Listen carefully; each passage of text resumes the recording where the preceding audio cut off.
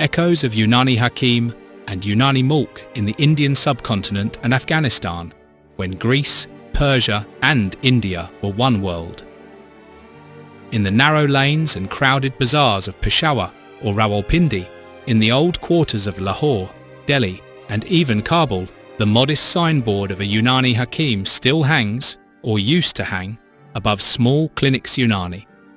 Patients arrive with familiar complaints, digestive imbalance, respiratory weakness or chronic fatigue, and leave with regimens rooted in centuries of careful observation and textual tradition. To the casual observer, this is simply local traditional medicine.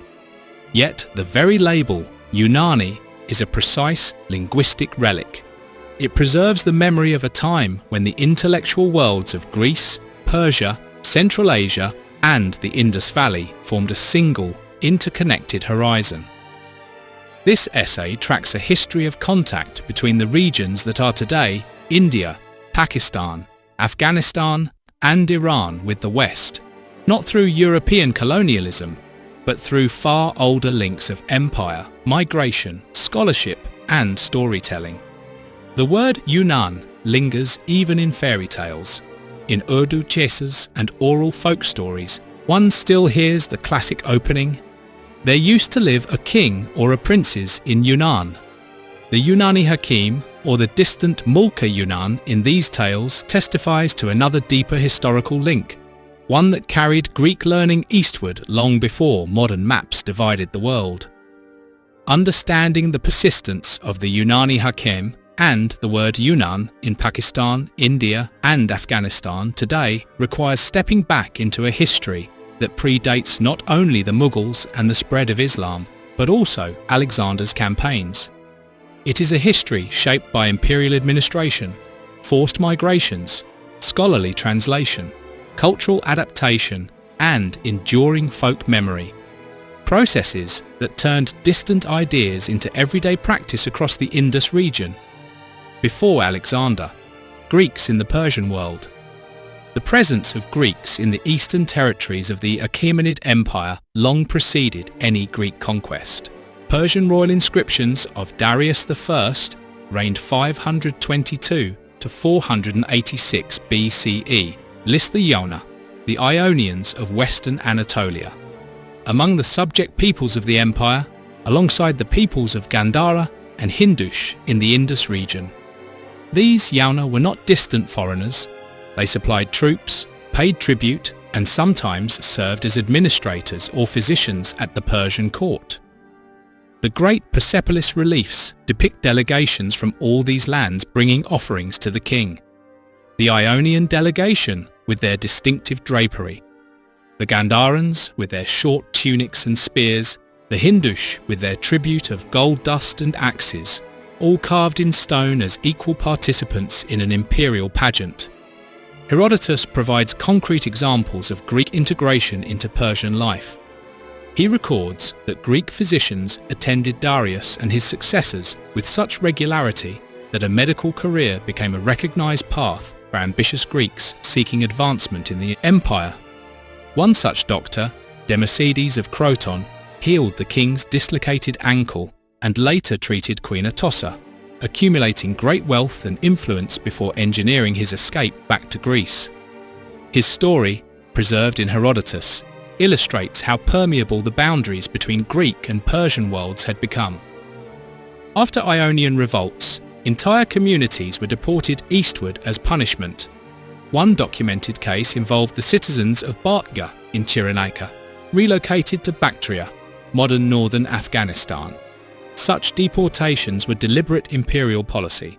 The Persians planted Greek-speaking settlements in far-flung satrapies to secure frontiers and introduce skilled labour. These communities carried their language, crafts and medical law with them. Archaeological hints, Greek-style pottery and inscriptions have surfaced in Bactria and along trade routes leading towards the Indus, confirming that small Greek populations lived under Persian administration in regions that would later become parts of Afghanistan and northwestern Pakistan. The Oxus treasure, discovered in modern Tajikistan, contains Greek-style metalwork alongside Persian and local items, suggesting workshops where Hellenic and Iranian artistic traditions mingled freely. Thus, even before any Hellenistic invasion, the intellectual seeds of what would become Yūnānī knowledge had already been sown in the East. Greek-speaking communities in Bactria, Arachosia, and along the Kabul River maintained their language and traditions for generations, becoming intermediaries who would later facilitate the transmission of medical and philosophical knowledge deeper into the Indus Valley. A shared imperial geography. Modern political maps distort this ancient reality. For Herodotus and for the Achaemenid administrators, India, Indus, belonged to the same imperial geography that included the Ionian coast. The royal road linked Sardis in western Anatolia all the way to the Indus satrapies. Tribute, ideas and people moved along it with relative ease. This remarkable highway, described by Herodotus as running through inhabited and cultivated country, safe and without fear, covered approximately 2,500 kilometres with royal stations and posting houses at regular intervals. Royal couriers could traverse its entire length in 90 days, while caravans took longer but carried goods, manuscripts and travellers who exchanged knowledge at every halt. Greek mercenaries fought in Persian armies. Greek doctors treated Persian royalty. Greek philosophers occasionally encountered Persian thought.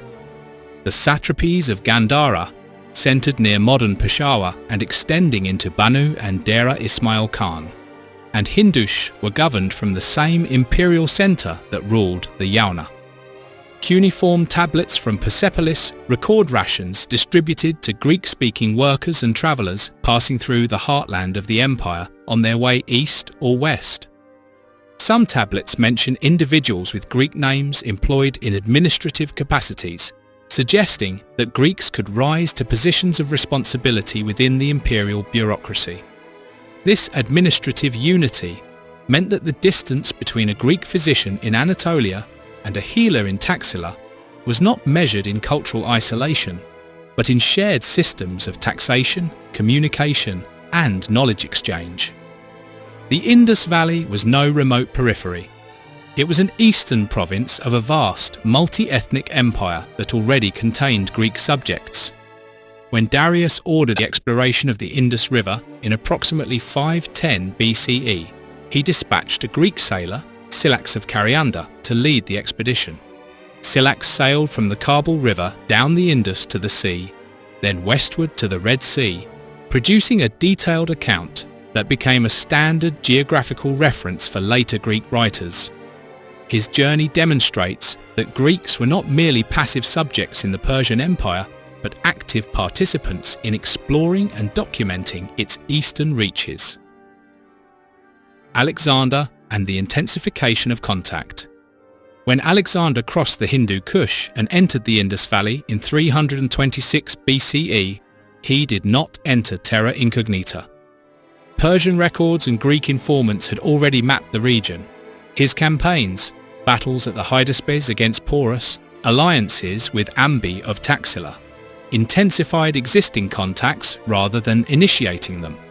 The famous battle with Porus at the Hydaspes, modern Jhelum, resulted in a mutual respect between the two kings and the incorporation of Porus's elephant corps into Alexander's army. Taxila, then a thriving centre of learning, welcomed Alexander with gifts and offered him the use of its facilities, including presumably its renowned physicians and scholars. After Alexander's death, his successors founded or refounded cities in Bactria and along the Indus. The Greco-Bactrian and Indo-Greek kingdoms that emerged in the 3rd and 2nd centuries BCE left lasting material traces: Greek-style coins bearing bilingual inscriptions, Hellenistic temples at Ai-Khanum in Afghanistan, and the fusion of Greek and Buddhist artistic styles in Gandhara sculpture found across northern Pakistan and eastern Afghanistan.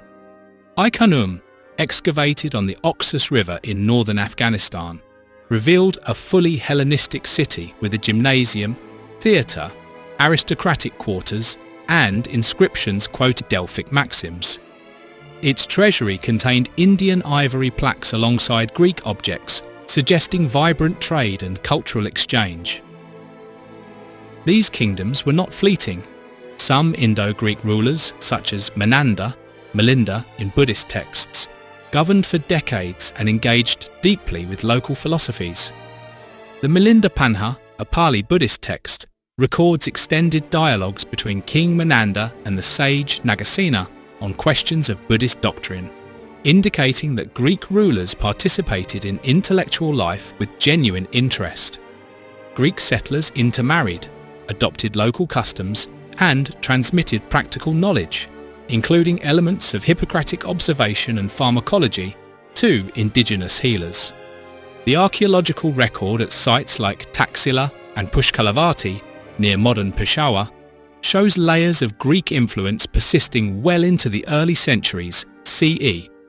Taxila's beer mound contains Greek pottery and coins, while the later Sirkap city exhibits a hybrid Indo-Greek urban plan with Buddhist stupas standing alongside Greek-style temples. Deeper links beyond conquest, Mauryan diplomacy with the Hellenistic world. Even after the direct Indo-Greek kingdoms faded, contact continued through Indian initiative. The Mauryan emperor Ashoka reigned 268 to 232 BCE, recorded in his Major Rock Edict 13 the names of 5 contemporary Hellenistic kings: Antiochus II of Syria, Ptolemy II of Egypt, Antigonus of Macedon, Magas of Cyrene, and Alexander of Epirus. He sent emissaries and medicinal herbs to their realms, proclaiming that conquest by Dhamma had reached them. The edict specifies that medical treatment for humans and animals was established everywhere in the dominions of King Antiochus and among the other Greek kings, suggesting an organized exchange of medical knowledge and materials. Bilingual Greek-Aramaic edicts of Ashoka have been found in Kandahar, Afghanistan, addressed directly to Greek-speaking populations. These inscriptions, carved in polished stone, proclaim the emperor's commitment to non-violence, respect for all beings, and proper conduct toward teachers and parents. One Kandahar inscription begins, 10 years having been completed, King Pyodasis, Ashoka, made known the doctrine of piety to men. The use of Greek demonstrates that Hellenic communities remained substantial in the region and that the Mauryan court considered them important enough to address in their own language. These exchanges, diplomatic, medical, and philosophical, illustrate how the Indus region and its western neighbours maintained living ties with the Greek world long after Alexander, independent of any colonial framework. The Seleucid ambassador Megasthenes resided at the Mauryan court in Pataliputra, modern Patna, for several years, producing his Indica, a detailed account of Indian society, geography, and customs that became a standard reference for the Hellenistic world. His descriptions of Indian medicine, social organization, and philosophy circulated widely among Greek readers, creating a reciprocal flow of knowledge. The linguistic fossil, tracing Yūnānī. The word itself reveals the depth of this integration. The term Yūnānī derives directly from the Old Persian Yauna, the Achaemenid designation for the Ionians, the first Greeks the Persians encountered in force. This Persian word passed into Aramaic, the administrative language of the empire, and then into Arabic as Yūnān, denoting Greece and the Greeks collectively. By the early Islamic period, the adjective Yūnānī, of or pertaining to Yunnan, was applied to Greek learning in general and to the medical tradition of Hippocrates and Galen in particular. In South Asia, the full phrase Tib-i-Yūnānī, Greek medicine, entered common usage during the Delhi Sultanate and Mughal eras, when Persian-speaking scholars and physicians arrived from Central Asia and Iran.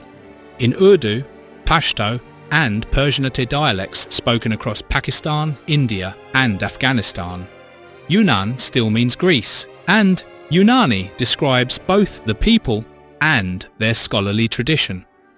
The same linguistic pathway appears in Sanskrit and Prakrit as Yona or Yavana, used in ancient Indian texts to refer to Greeks from the time of the Indo-Greek kings onward. The Mahavamsa, the great Sri Lankan chronicle, records the arrival of the elder Mahinda, Ashoka's son, at a city founded by Jonas, indicating that Greek settlements were recognized as permanent features of the landscape. Thus, the word carried across empires, languages, and religions, surviving as a living label for a medical system practiced today from Kabul to Hyderabad. The journey of this single term, from the Ionian coast of Anatolia to the clinics of modern Lahore, encapsulates the entire history of cultural transmission this essay describes. From philosophy to medicine, the journey of Yūnānī knowledge. What survived longest was not political control, but systematic knowledge. The humoral pathology of Hippocrates, 4 bodily fluids, blood, phlegm, yellow bile, black bile, whose balance determines health, and Galen's detailed anatomy and pharmacology were translated into Syriac and then Arabic during the Abbasid Caliphate in Baghdad. The translation movement of the 8th and 9th centuries, sponsored by caliphs and wealthy patrons, rendered the entire Greek medical corpus into Arabic, often through intermediate Syriac versions by Nestorian Christian scholars. Scholars such as Hunayn ibn Ishaq, a Nestorian Christian from Al-Hira, travelled through the Byzantine Empire collecting Greek manuscripts, then produced meticulous translations that became the foundation of Islamic medicine. Hunayn's version of Galen's works, checked against multiple manuscripts and revised repeatedly, set standards of accuracy that later scholars admired. Al-Razi, Rhazes, a Persian physician from Ray near modern Tehran, wrote comprehensive medical works that synthesized Greek theory with his own clinical observations. His doubts about Galenic doctrines, expressed in his Shukuk al-Jalinus, Doubts about Galen, exemplify the critical engagement that characterized Islamic medicine at its best. Ibn Sina, Avicenna, the most influential of all, produced his Canon of Medicine in the early 11th century.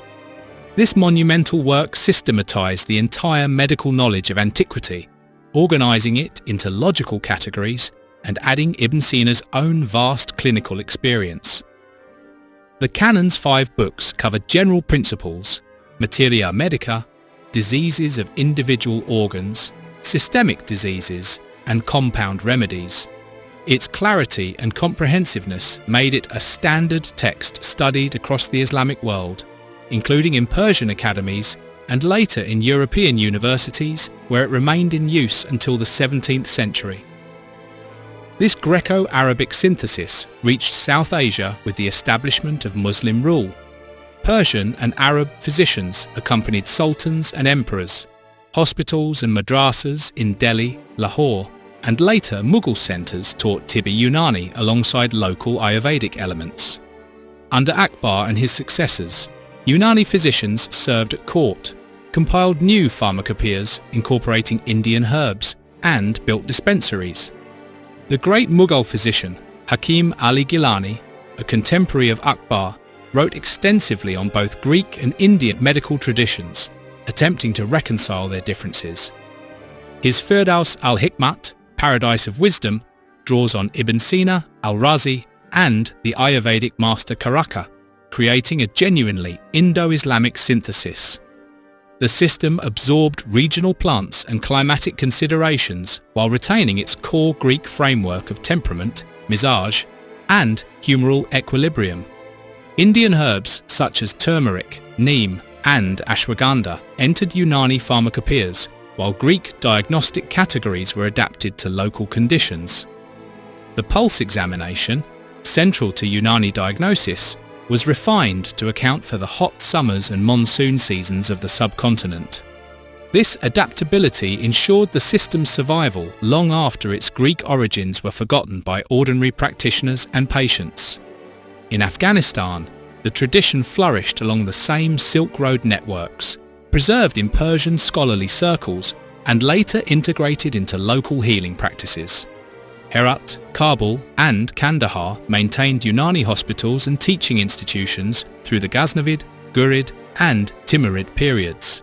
Today, Yūnānī clinics in Kabul and other Afghan cities dispense herbal compounds whose recipes trace back through these same chains of transmission, linking contemporary practitioners directly to the ancient Greek sources.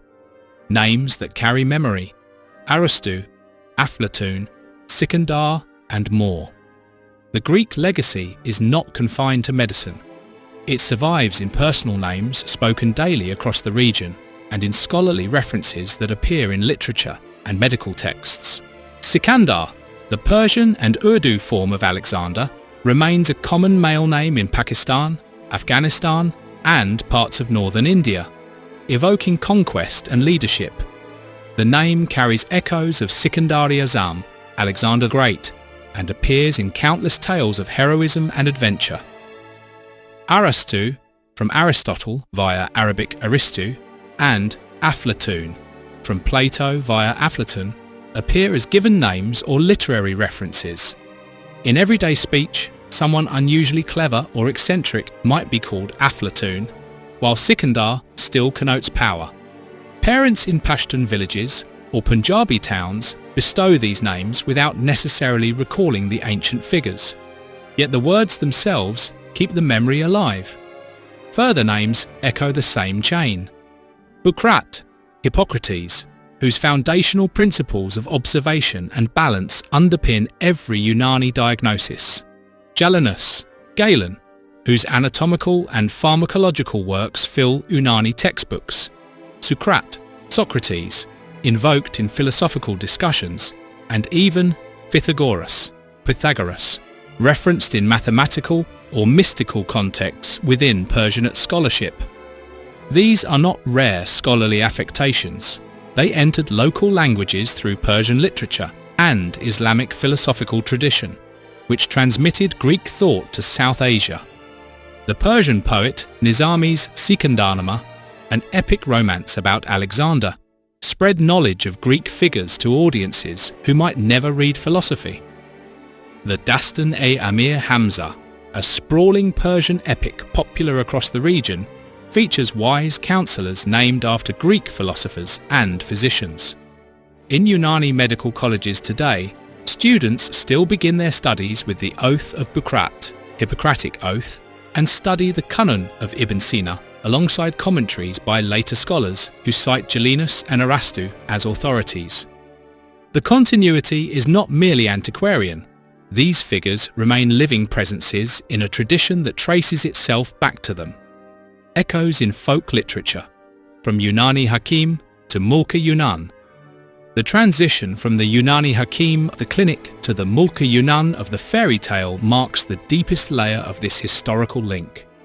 In Urdu, Pashto and regional oral traditions, countless qissas begin with a Shahzada or Badshah from Mulkay Yūnān, often a land of enlightened rulers who consult or employ wise hakims versed in ancient arts of healing and philosophy.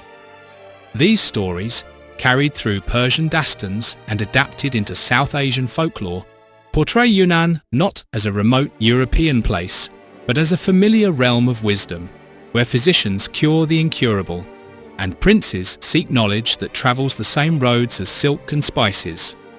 The 1001 Nights, known in Urdu as Alf Layla wa Layla, contains numerous tales set in Yūnān or featuring Yūnānī physicians.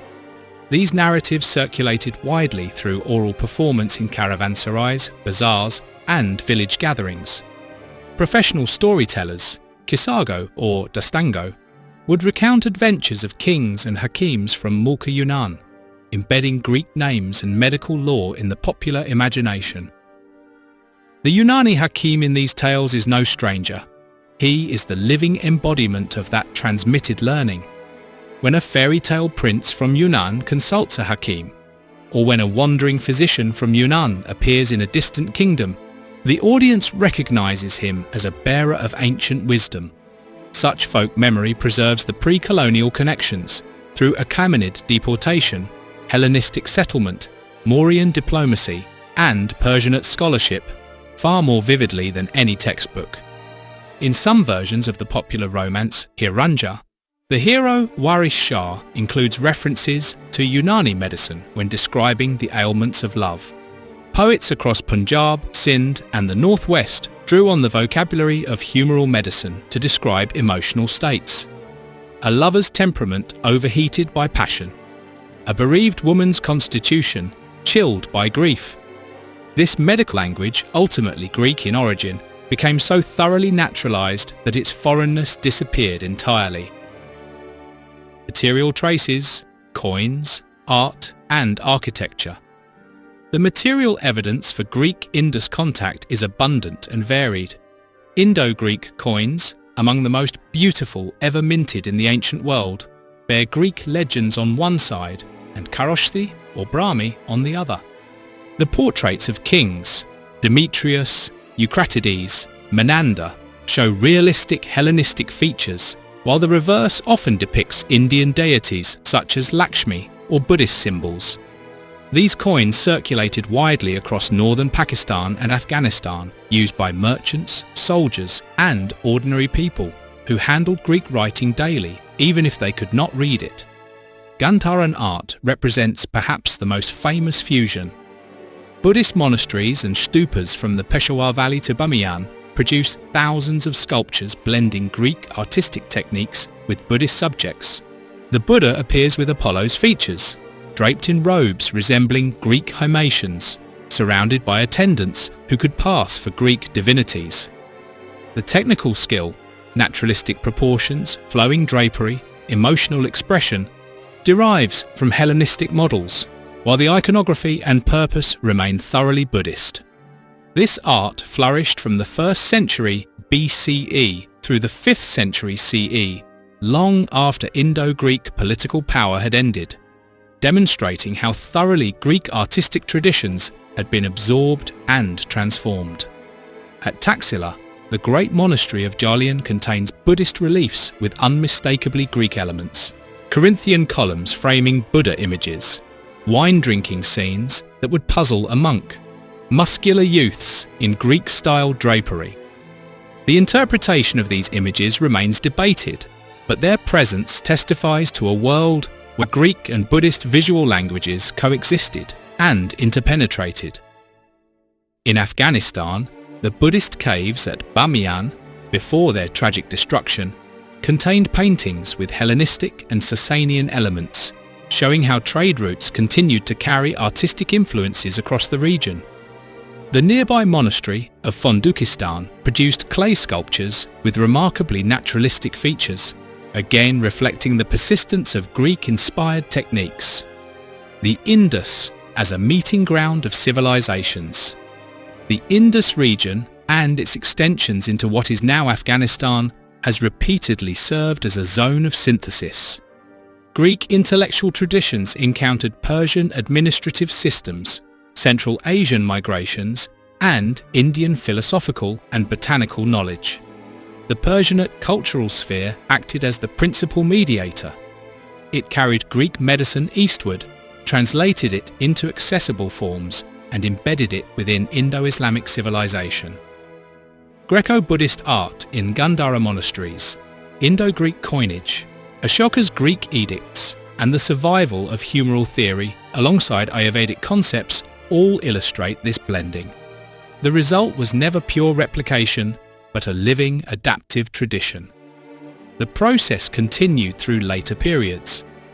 When the Ghaznavids established their capital at Lahore in the 11th century, they brought Persian-speaking scholars who maintained Yūnānī learning. The Delhi Sultanate, 1206 to 1526, patronized Yūnānī physicians and built hospitals. The Mughals, 1526 to 1857, elevated Yūnānī medicine to an imperial institution, with chief physicians, Hakīm Mulkay, holding high rank at court. The great Mughal libraries collected thousands of Yūnānī manuscripts, many beautifully illustrated, which survive today in collections from Rampur to London. During the British colonial period, Yūnānī medicine faced competition from Western biomedicine, but also experienced reform and systematization. Institutions like the Ajmal Khan Tibbiya College in Delhi and the Hamdard laboratories in Delhi and Karachi preserved and modernised the tradition. The colonial state, after initial neglect, began to regulate and recognise Yūnānī practitioners, a process that continued after independence in India, Pakistan and Afghanistan. The Yūnānī Hakīm as a living relic. Step into a Yūnānī clinic in Bannu or Peshawar today and the setting feels entirely contemporary and local. The Hakīm examines pulse and temperament, prescribes a decoction of local herbs and speaks in the vernacular. Yet the diagnostic categories, hot/cold, moist/dry, and the theoretical foundation derived from Hippocrates and Galen, filtered through Avicenna and refined by Mughal-era Hakims. The patient's temperament, mizaj, is assessed according to the 4 humours. Diseases are classified by their effects on humoral balance.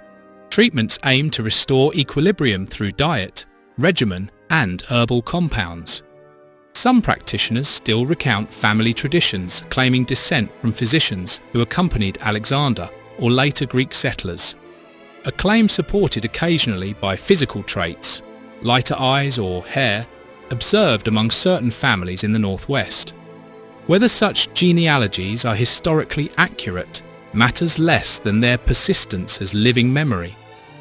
They testify to a continuing sense of connection with the Greek origins of the tradition. The same continuity exists in Afghanistan, where Yūnānī remedies remain affordable and widely trusted in rural areas and urban bazaars alike.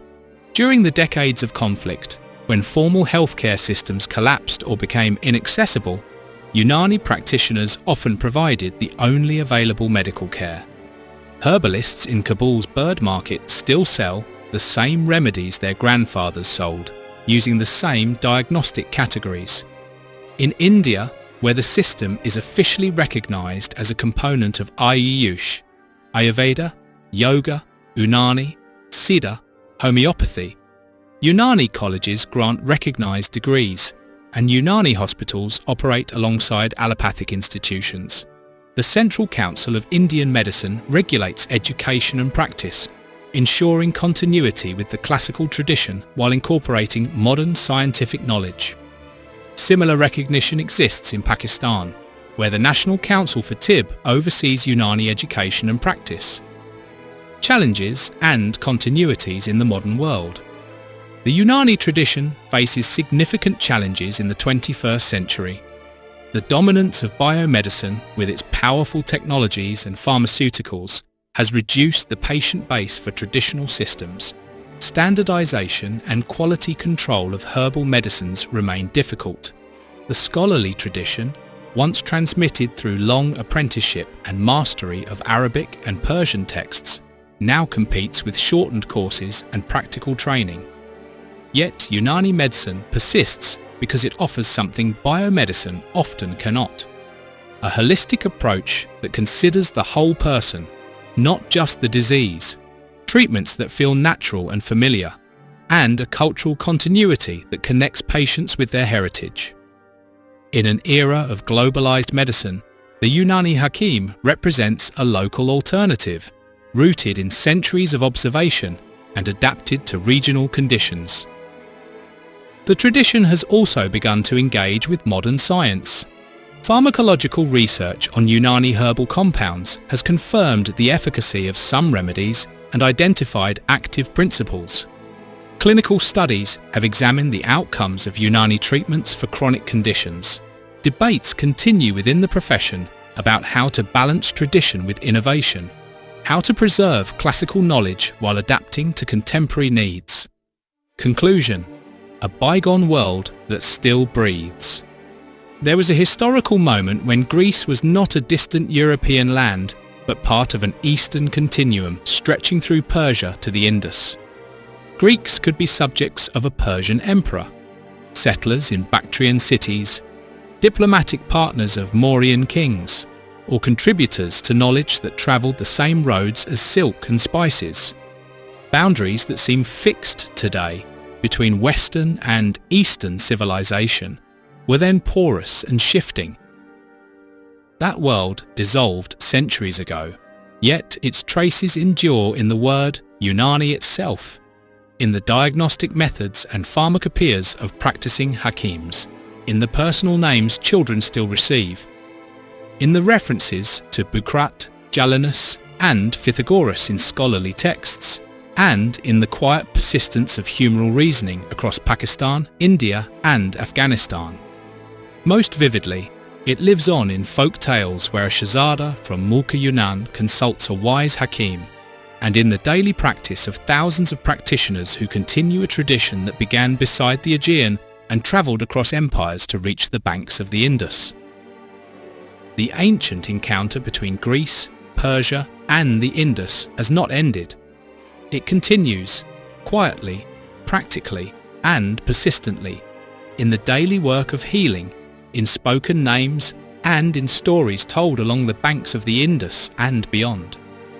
When a patient in a Peshawar clinic receives a diagnosis based on humoral theory, when a child in a Kabul school is named Sikandar, when a grandmother in a Punjabi village begins a tale with Mulkay Yūnān mein ek badshah rekhta tha, they participate in a continuity that links them across 2.5 millennia to the Greek physicians who first articulated these ideas, the Persian administrators who carried them eastward, the Islamic scholars who preserved and expanded them, and the Mughal patrons who established them in South Asia.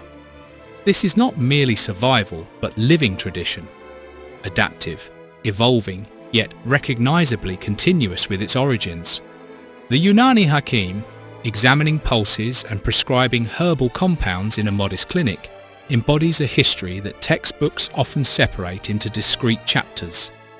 Greek medicine, Persian Empire, Islamic civilization, South Asian culture. In his practice, these categories merge into a single stream of transmitted knowledge, still flowing after 2,000 years. The world where Greece, Persia and India were one has vanished politically, but it breathes still in the echoes of Yūnān.